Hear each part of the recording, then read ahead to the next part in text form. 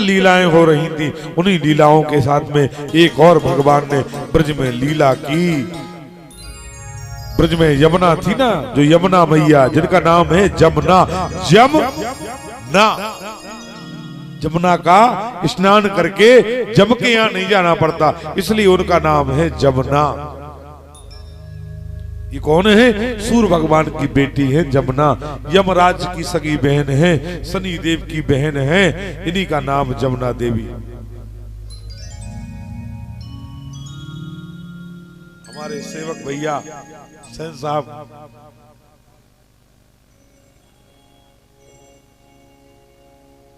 मिश्री लाल जी जाटव जी की ओर से भागवत जी का स्वागत हो रहा है। मंच पर सभी विद्वानों का स्वागत, उनके लिए जोरदार ताली। सदा भगवान प्रसन्न रखे, उन्हें सुखी रखे, ठाकुर जी कृपा करें। भगवान जो है उस जमुना मैया जिनका नाम जमुना है, ये जमुना भगवान की महारानी बनने के लिए ब्रज में आई, जिनका नाम जमुना है। 8 महारानियों में कालिंदी के नाम से जाने जाने वाली महारानी जमुना है। साक्षात जो कालिंदी देवी है भगवान की महारानी, ये जमुना है। स्त्री का रूप धर के इन्होंने भगवान कन्हैया से विवाह किया। जमुना तारत जमदूतन से, भव तारत है श्री राधिका रानी। 2 तारने वाली हैं ब्रज में, एक तो जमुना और दूसरी है राधा रानी। 2 हैं ब्रज में तारने वाली। जमुना तारत जमदूतन से, भव तारत है राधा महारानी। भाग बड़े वृंदावन के जहां, आए वही जमुना महारानी। बड़े भाग हैं वृंदावन के। देखो यहाँ पर जमुना महारानी आकर के बह रही हैं। भाग बड़े वृंदावन के जहां आए वही जमुना महारानी।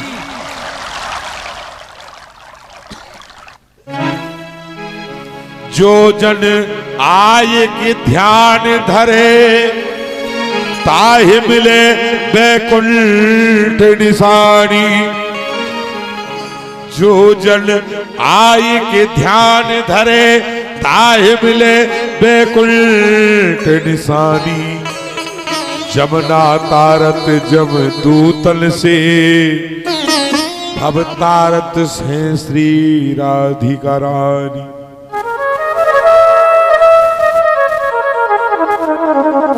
इसी जमुना के मध्य में एक कुंड था जिसका नाम था काली दह। इसमें एक नाग रहता था, कालिया नाग। ये कालिया नाग पहले ब्रज में नहीं था। ये नाग जो है पहले रमणक द्वीप पर रहा करता था। रमणक द्वीप के राजा हैं गरुड़, वहां सांप और पक्षियों का राज है। बड़े बड़े सर्प उस रमणक द्वीप पर रहते हैं। 1 फन से लेकर के 500 फन वाले सांप, 1000 फन वाले सांप भी वहां रहते हैं। बड़े बड़े सांप। गरुड़ जी 2-4 सांप खाते थे, 1000-500 मार देते थे। एक बार सर्पों ने एक मीटिंग बुलाई, उस मीटिंग में गरुड़ जी को अपने राजा को बुलाया। उस सभा में नागों के बड़े बड़े मुखिया आए, बासुकी, तक्षक, शंखपाल, कारकोठक, महापदम, नील, महानील, शंखपाल, शेषनाग, बासुकी, जो बड़े बड़े नाग थे, सर्पों के मुखिया जो थे, बड़े बड़े आए। उन्होंने कहा महाराज गरुड़, आप हमारे राजा हैं, माना कि सांप आपका भोजन है, 2-4 खाते हो, हजारों मार देते हो, इसलिए हे प्रभु, एक सांप रोज आपके भोजन को आ जाएगा, आप सांपों को मारो मत, सर्प भी बचे रहेंगे, आपका भोजन भी हो जाएगा। उस दिन से एक सांप रोज का एक परिवार से गरुड़ जी के भोजन को जाने लगा। सुबह और शाम, सुबह शाम एक एक सांप। गरुड़ जी उस सांप को खा के अपनी भूख मिटा लेते थे और सर्प जाति के सांपों को मारते नहीं थे। एक दिन की बात है, कालिया का नंबर आया। कालिया गरुड़ जी के भय से दुख गया, नहीं गया वहां, मृत्यु के भय से गरुड़ जी के पास नहीं गया। इससे गरुड़ जी को पता लगा कि आज कालिया का नंबर था, वो कालिया नहीं आया। गरुड़ जी महाराज उस कालिया नाग के लिए खोजने लगे।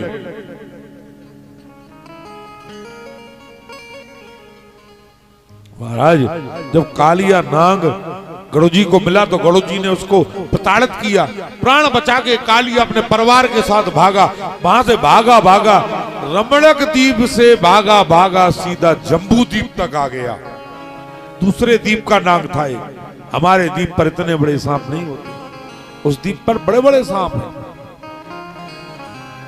और ये आके ब्रज में एक जमुना का दह था, उस दह में घुस गया अपने परिवार के साथ। गरुड़ जी महाराज 7 दिन से उसका पीछा कर रहे, बहुत भूखे थे। गरुड़ जी ने 2-4 से मछलियां उस दह से पकड़ी और पेड़ पर बैठ करके उन मछलियों को खाने लगे। गरुड़ जी मांसाहारी हैं, वो गरुड़ जी तो पक्षी हैं। एक मछली का मांस का टुकड़ा गरुड़ जी के मुंह से छूट के नीचे गिरा, जहां सौरभ ऋषि समाधि लगाए थे। और समाधि के उसमें, और जब सौरभ ऋषि के सर पे गिरा, उन्होंने देखा तो उनका खून से हाथ लाल हो गया। उस मांस को देख के उन्होंने ऊपर देखा कि मूर्ख गरुड़, तेरी इतनी हिम्मत कि तूने मेरी आज समाधि तोड़वा दी। यदि तू मेरे स्वामी का वाहन नहीं होता तो आज मैं तुझे क्रोध अग्नि में भस्म कर देता। याद रख, लेकिन मैं तुझे दंड दूंगा। हे गरुड़, यदि तू ब्रज की 84 कोस भूमि के इर्द गिर्द भी आएगा तो जल के भस्म हो जाएगा। श्राप देता हूं, आज के बाद यहां से भाग जा, मत आना। गरुड़ जी भाग गए। गरुड़ जी को श्राप था सौरभ ऋषि का, उस जगह नहीं जा पाते थे गरुड़ जी, इसलिए कालिया वहां गरुड़ जी के भय से छुपा रहता था। ये जगह उसके लिए सुरक्षित थी गरुड़ जी से। लेकिन नाग भोजन बनाने के लिए, भूख मिटाने को बड़े बड़े नागों को, बड़ी बड़ी गायों को खा लेता था। कई गायें महाराज नंद की उसने खाई थी, कई ब्रजवासियों की गायें, छोटे बछड़े, छोटे बच्चे उसने निगल लिए थे। कालिया से परेशान हो गए थे ब्रजवासी, इसलिए निर्णय किया कि चलो महाराज दूर चलेंगे, इस जमुना के किनारे से कहीं अन्यत्र गांव बसाएंगे। भगवान ने सोचा कि आज मेरे ब्रजवासी और ब्रज छोड़कर के इस नाग की वजह से जा रहे हैं। अरे ब्रज तो वो भूमि है जिस भूमि वृंदा अरण्य शोभते बनऊ, वृंदावनम त्यागतम पादमेकम न गच्छति। वृंदावन को छोड़ करके एक कदम भी कोई नहीं जाना चाहता। आज भी ब्रजवासी अपनी बेटी को ब्रज से बाहर नहीं विदा करते, ब्रज से ब्रज में ही शादी कर देते हैं। आप पता लगा लेना, वहां की कहावत है कि बरसाने की बेटी और नंद गांव की गाय, भागई फूट जाए तो अंत गांव जाए। बरसाने की बेटी और नंद गांव की गाय, भागई फूट जाए कि अंत गांव जाए। कौन है जो ब्रज से आना चाहेगा? अरे देवता ब्रज को पाने के लिए तरसते हैं। वृंदा अरण्य शोभते तुलसी का बनऊ। वृंदा नाम की जो जलंधर की पत्नी थी, जो तुलसी बनी है दूसरे जन्म में, उन्हीं ने उस जगह तप किया जमुना के किनारे। उनके नाम से उस जंगल का नाम वृंदावन पड़ गया। और वृंदावन इतना प्रिय है देवताओं के लिए, इतना प्रिय है कि वृंदावनम त्यागतम पादमेकम न गच्छति, कि वृंदावन से कोई एक कदम अन्यत्र नहीं जाना चाहेगा। सुखदेव जी कहते कि राजन, वृंदावन ऐसा है। कैसा है? वृंदावन के वृक्ष को मरम न जाने कोई, डाल डाल पर पाट पर राधे राधे होए। वृंदावन शोभन नहीं, नंद गाँव सो गाँव। बंसी वट सौ वट नहीं, कृष्ण चंद सौ नाम।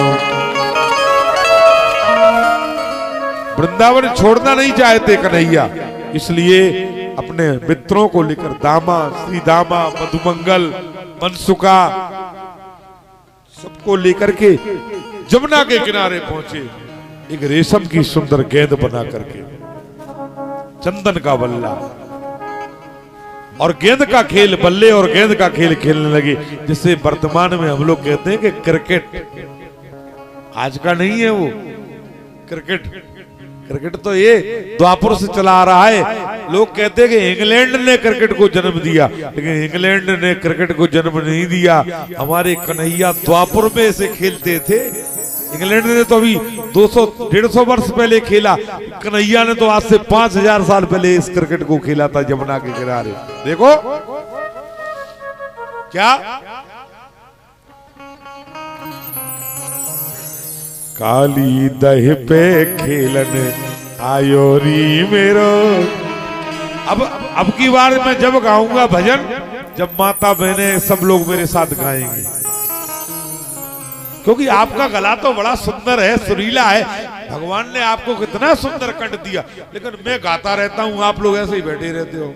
अरे आप लोग भी तो गाओ थोड़ा मेरे साथ में, गाओ, ताली बजाओ, नाचो भगवान की भक्ति में, क्योंकि बस यही साथ जाएगा। धन धरा के बीच में ये सब धरा रह जाएगा, पशु बंधे रह जाएंगे जब अंत का दिन आएगा। नारी लगे उनको प्यारी, रोती बिलकती रह जाएगी, और कोई संग ना जाएगा जब मौत का दिन आएगा। इसलिए कहते हैं भाई थोड़ा कर ले प्रभु का भजन, अंतता पछताएगा जब चलन का दिन आएगा। अंतता पछताएगा जब चलने का दिन आएगा। इसलिए थोड़ा, आप लोगों का कंठ तो बड़ा सुरीला है, आप लोग गाओगी तो मुझे भी और हमारे कलाकारों को भी शर्म आ जाएगी। ऐसा गाओ आप लोग कि हम लोगों को भी शर्म आ जाएगी। बताओ, हम सोचते कि हमें अच्छो गात, लेकिन कार्यवाही की मैया है तो बहुत अच्छो गात। बड़ी तारीफ है आप लोगों की। चलिए आज आप ही का भजन है ये, माताएं गाती हैं बड़े प्रेम से। काली दह पे खेलना आयो री मेरो 1200। गा तो मैं रहा हूं, भजन आपका है, आपका भजन है तो आप लोग भी गाओ मेरे साथ, ठीक है? तैयार? काली दह पे खेलने आयो री मेरो 1200 कन्हैया, काली दह पे खेलने आयो री मेरो 1200। गाओ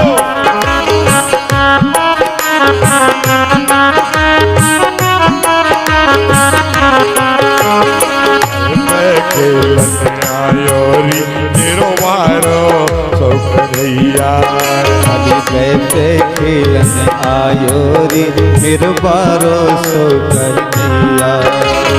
1200 कन्हैया मेरो प्यारो 100 कन्हैया, 1200 कन्हैया मेरो प्यारो 100 कन्हैया। 1200 कन्हैया मेरो प्यारो 100 कन्हैया, 1200 कन्हैया मेरो प्यारो 100 कन्हैया।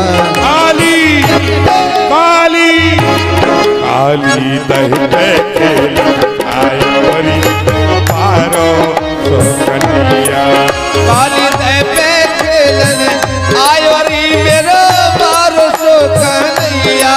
काली दह पे खेलन आयो री मेरो 1200 कन्हैया।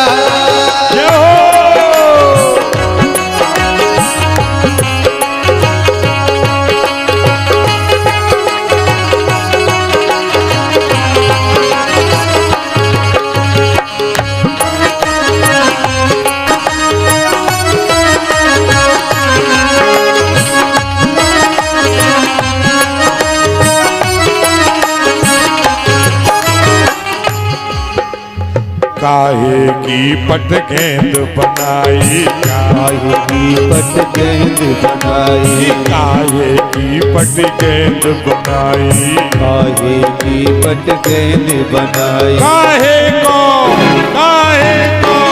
काहे को बल्ला और मेरो बारो कन्हैया, खेलन आयो री मेरा बारो सो कन्हैया, काली दे खेलन आयो री मेरा बारो सो कन्हैया। रिपो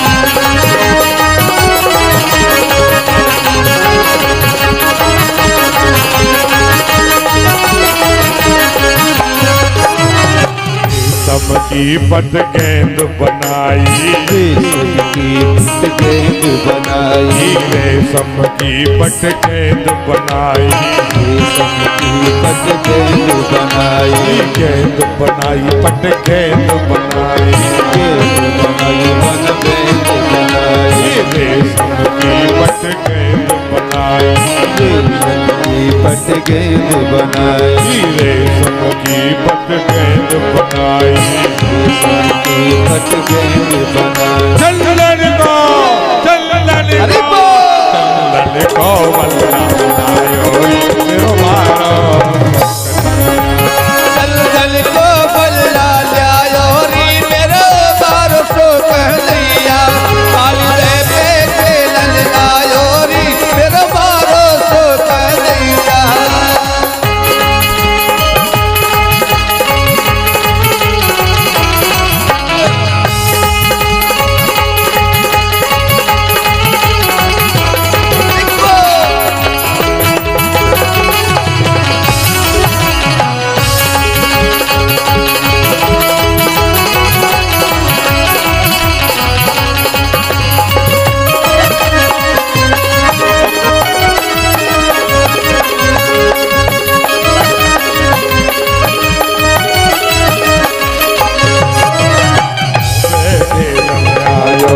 मेरो बारो कन्हैया, काली दे पे खेलन आयो री मेरा बारो सो कन्हैया, काली दे पे खेलन आयो री मेरा बारो सो कन्हैया, मेरा बारो सो कन्हैया, मेरा प्यारो सो कन्हैया। काली दह पे खेलन आयो री मेरो बारो सो कन्हैया। श्री भूरा रावत जी अमरोल वाले मंच पर आकर के ठाकुर जी का स्वागत किए, उनके लिए जोरदार तालियां। ठाकुर जी आशीर्वाद बनाए रखें, सदा ही सुखी रहे, भगवान की कृपा उन पर बरसती रहे। अहो भाग महो भाग्यो नंद गोप ब्रजोग श्याम। भगवान काली दह पर आए और जब भगवान गेंद का खेल खेलने लगे, महाराज जोर से भगवान ने बल्ले को, चंदन के बल्ले को रेशम की गेंद में मारा।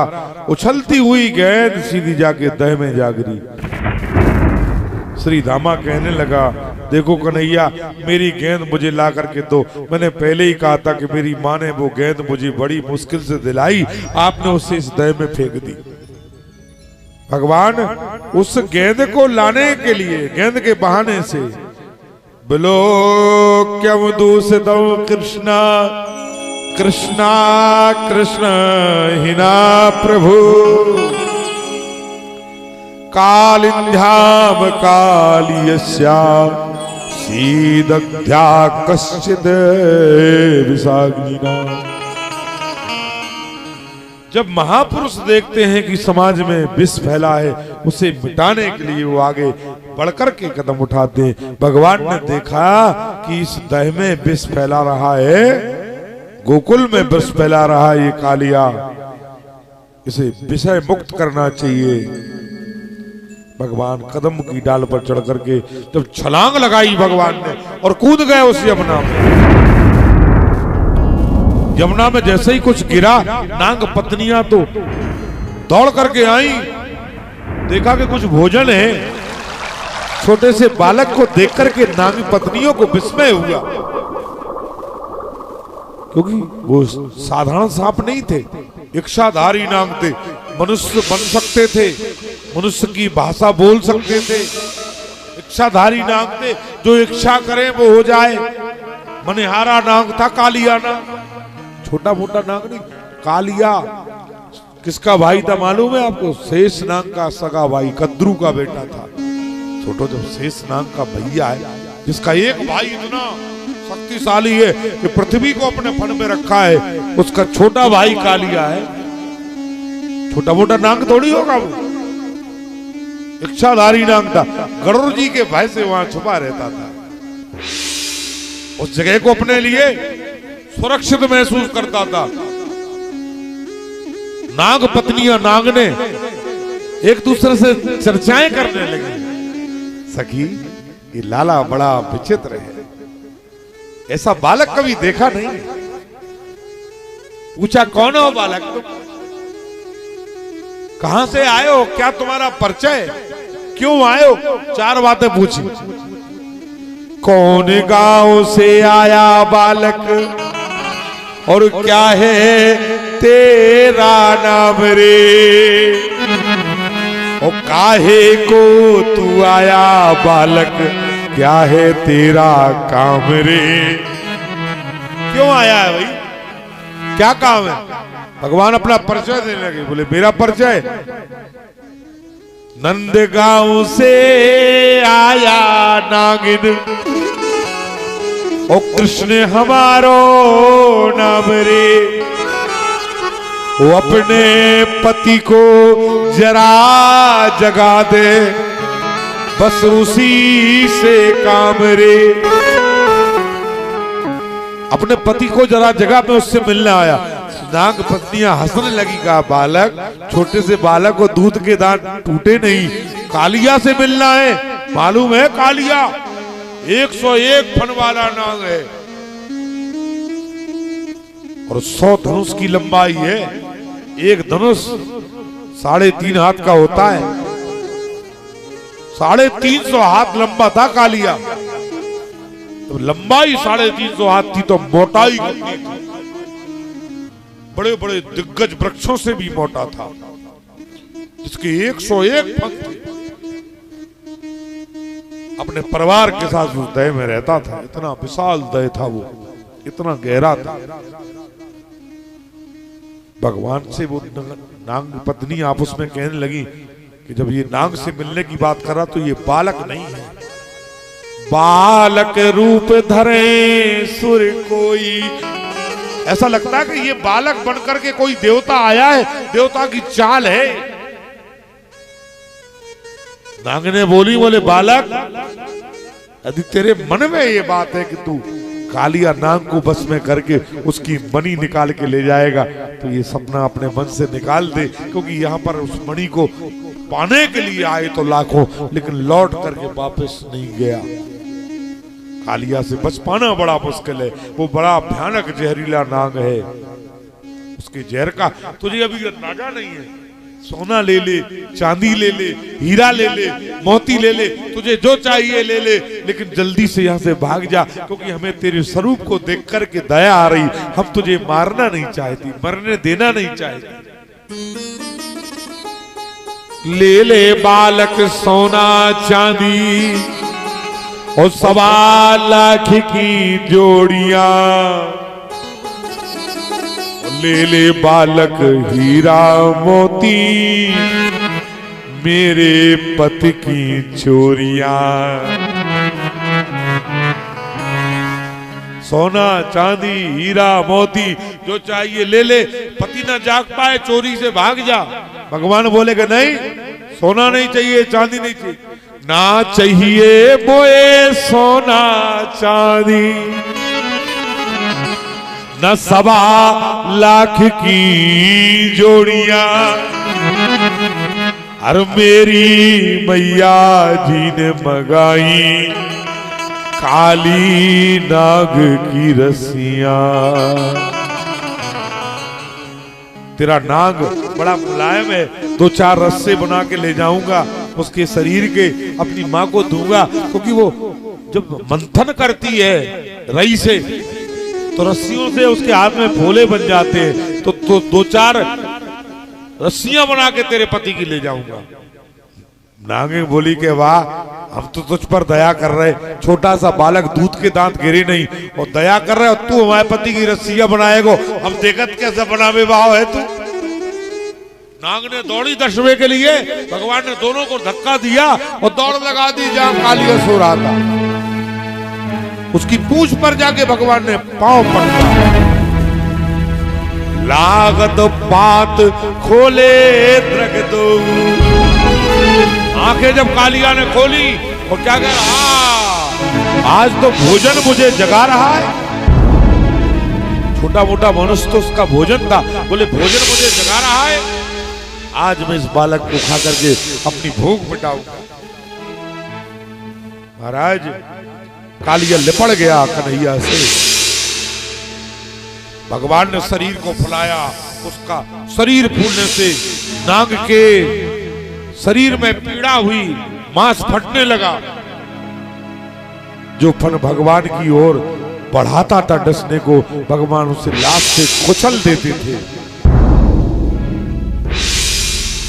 कुचलते कुचलते 100 फन भगवान ने जब उसके कुचल डाले, एकमात्र फन रह गया।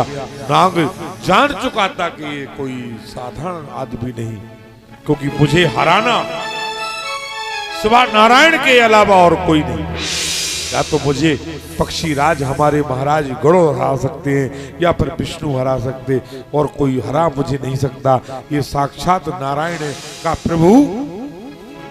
नाग ने झोली फैला करके अपने स्वाग की भीख मांगने लगी। हे प्रभु, पतिया पिराध। नाग कहने लगा, इनकी शरण में लेट जाओ सारा परिवार, ये साक्षात हमारे नाथ हैं। सांपों का इष्ट कौन है? सांप विष्णु को अपना इष्ट मानते हैं, इसलिए भगवान का नाम नाथ रखा उन्होंने। और नाथ एक जाति बन गई, सांपों का खेल दिखाने वाले, पकड़ने वाले नाथ हो गए। जब से भगवान का नाम नाथ भी है। तुम्हें नाथ कहते हैं तारण तरल, तुम्हें नाथ कहते हैं,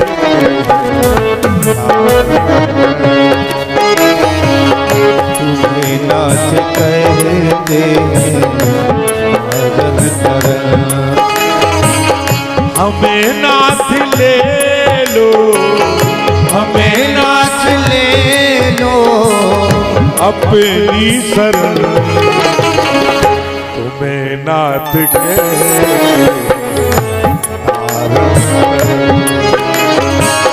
तुम्हें नाथ कहते हैं तारण तरल, तुम्हें नाथ कहते हैं तारण तरल।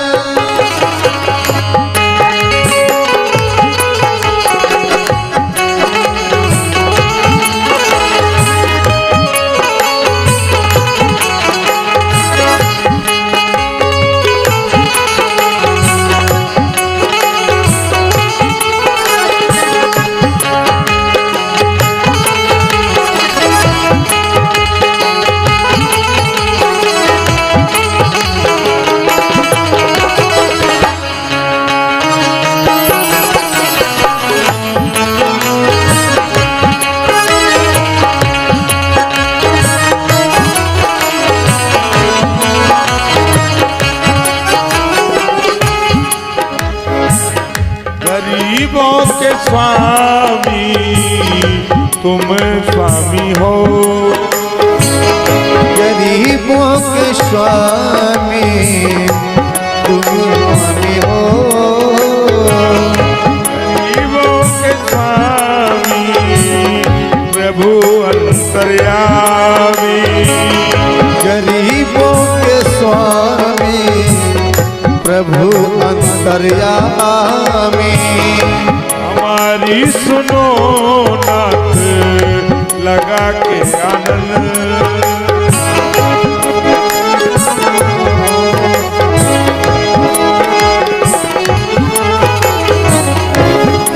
नाथ कहते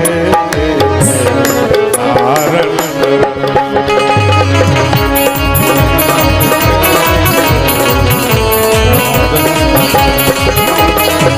तुम्हें नाथ कहते तारन तरन, तुम्हें नाथ कहते तारन तरन, तारन तरन, तारन तरन।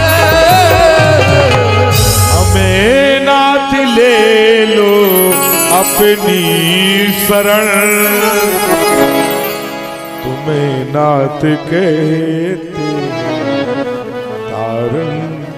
कालिया जान गया कि हमारे नाथ हैं, चरणों में लेट जाओ। नाग पत्नियां कहने लगी प्रभु मोहे विवश माया नहीं जानी, मोहे विवश माया नहीं जाना, और पति अपराध क्षमा भगवाना। हे प्रभु हमारे अपराध को क्षमा करो। ब्रह्मा आदि भी जब आपके स्वरूप आपकी लीला को नहीं जानते तो हम जैसे नाग जड़ आपकी लीला को आपके स्वरूप को कैसे जान सकते, हमें माफ कर दीजिए। भगवान कहने लगे, तब बोले प्रभु मुस्काई, रमणक दीप रहो तुम जाई। हे नाग, इतने बड़े नागों को इस जम्बू द्वीप पर रहने का कोई अधिकार नहीं। मैंने ये धरती जम्बू द्वीप मनुष्यों के लिए बनाया है। इतने बड़े नाग यदि यहाँ रहेंगे, तुम्हारी जाति के लोग यहाँ बढ़ जाएंगे, तो फिर ये पृथ्वी के मनुष्य जीव जंतु सब भयभीत हो जाएंगे। इसलिए आप जो है रमणक द्वीप के लिए चले जाओ, जहां इतने बड़े बड़े नाग रहते हैं। नाग भगवान को प्रणाम करके और रमणक द्वीप के लिए प्रस्थान करने के लिए चला गया। भगवान उसके फन पर नाचते हुए, मुरली को बजाते हुए ऊपर निकले। यशोदा को लोगों ने पकड़ रखा था, ग्वाल वालों ने पकड़ रखा था, पर ना यशोदा तो उसी में कूद जाती है में। सारे ग्वाल बाल विलाप कर रहे थे। कृष्ण को देख करके प्रसन्न हो गए सब लोग। जय जयकार हुई, आकाश से देवताओं ने फूलों की वर्षा की और नाग रमणक द्वीप को अपने परिवार के साथ में चला गया।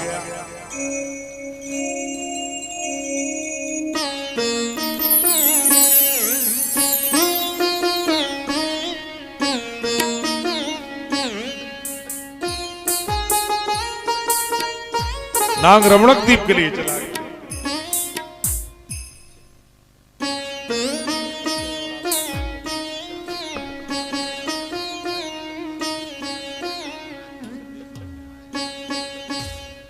हमारे महाराज जी नैनगर पहाड़िया वाले, उनका जोरदार ताली लगा बजा करके स्वागत करेंगे। मंच पर हमारे मध्य में हैं, उनका स्वागत है इस पांडाल में, कथा पांडाल में। और हमारे साथी पाठक जी हमारे जो आए हैं मंच पर स्वागत कर रहे हैं भागवत जी का और विप्र देवताओं का, उनका भी जोरदार ताली बजा करके स्वागत करेंगे। ऐसे साधु संत हमारे बीच में हैं, ये बड़े भाग्य का विषय है। बहुत बहुत स्वागत है, महाराज जी का अभिनंदन है, साधुवाद।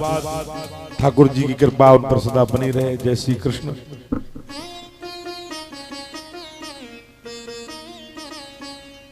कालिया नाग रमणक द्वीप के लिए चला गया, भगवान को प्रणाम करके कालिया नाग से मुक्त हुआ।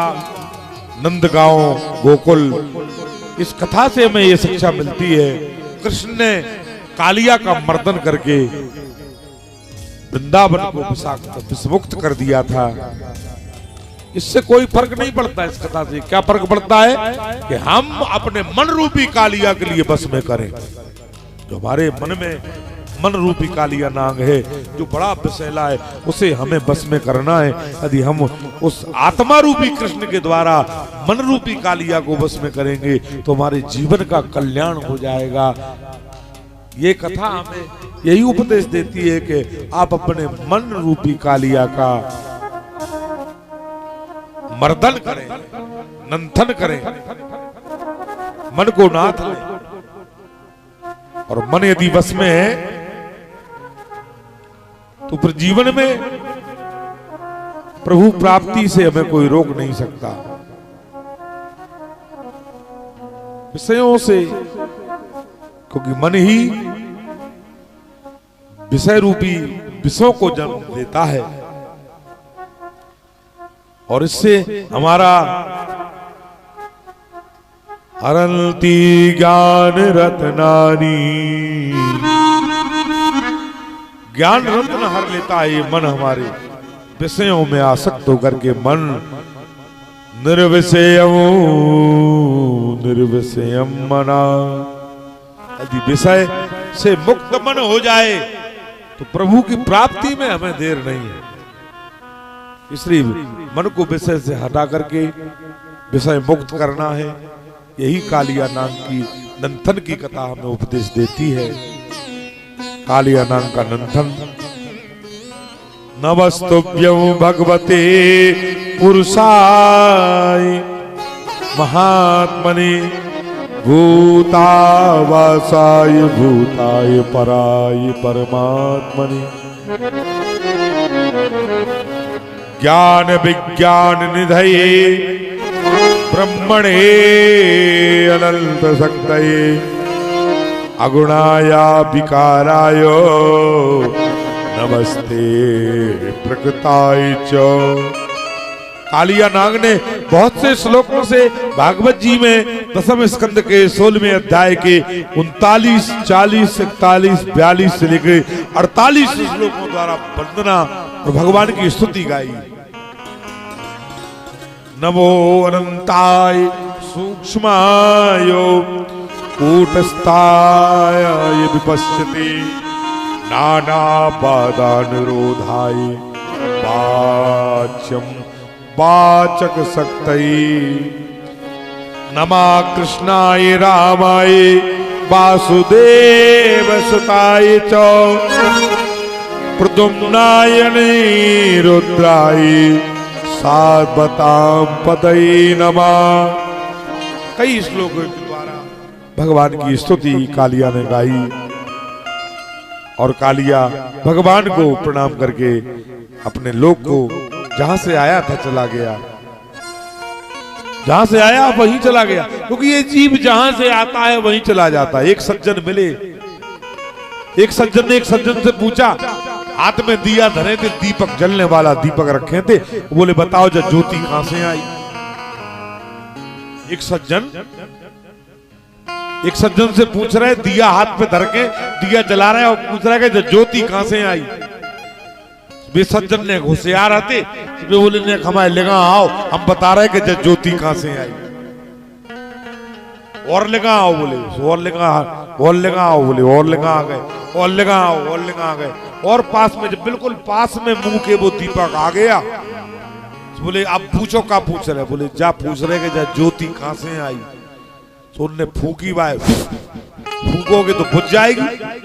जब दिया फूकोगे, दीपक को फूकोगे तो बुझेगा कि नहीं। अब वो बुझ गया। अब भी बोले सज्जन, बोले जा बताओ कि जा गई कहां।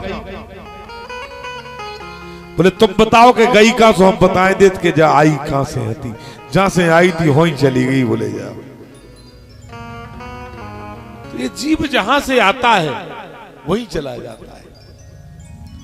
समुद्र से पानी आता है, बादल पानी भरते हैं, आकाश से पानी बरसता है, नदियों से गलियों से संगृत होकर के पानी और जाता है सीधा कहां, सीधा समुद्र में जाके फिर मिल जाता। जहां से जल आता वहीं चला जाता, जहां से जीव आता वहीं चला जाता है वापस, जो जहां से आता है वो वहीं जाता है। भगवान ने ब्रज में माखन की बहुत लीलाएं की और माखन चुराते समय भगवान इस घर में उस घर में ग्वाल वालों के यहाँ जाते थे, उन्हीं के घर ग्वाल वालों को लेकर के जाते थे, माखन चुराया करते थे। माखन की लीलाएं भगवान ब्रज में करते थे। अपने लिए माखन भगवान ने कभी चुराया नहीं, कभी भगवान ने नहीं खाया। किसी समय ग्वालों ने थोड़ा उंगली से लगा करके चटा दिया हो, भोग लगा दिया। आज भी आदमी मंदिर में जाता है थाली लगा के, भगवान खाते नहीं है, भगवान कभी खाते नहीं है। भगवान सिर्फ तुम्हारी श्रद्धा देखते हैं। जिस दिन भगवान खाने लगेंगे उस दिन आदमी भोग लगाना छोड़ देगा। यदि भगवान खाने लगेंगे